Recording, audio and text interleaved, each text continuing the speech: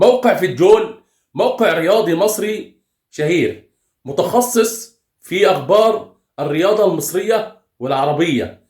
الموقع في الفترة الأخيرة أجرى استفتاء حول الأفضل في تاريخ الكرة المصرية، أفضل اللاعبين في تاريخ الكرة المصرية. كابتن شادي محمد شارك في الاستفتاء، وجاء الاختيارات كالتالي: في المركز الخامس جاء الزئبقي لاعب النادي الأهلي محمد بركات.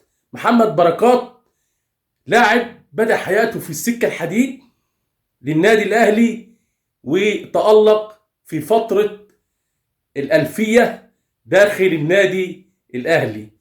في المركز الرابع جه الماجيكو، أمير القلوب، صانع البهجة والسعادة على جماهير الكرة المصرية، محمد أبو تريكة.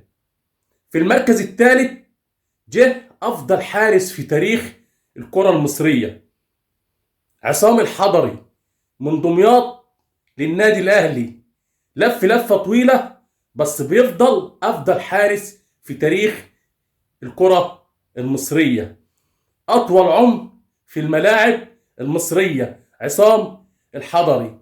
في المركز الثاني جه بيبو الملاعب، رئيس النادي الأهلي الحالي كابتن محمود الخطيب.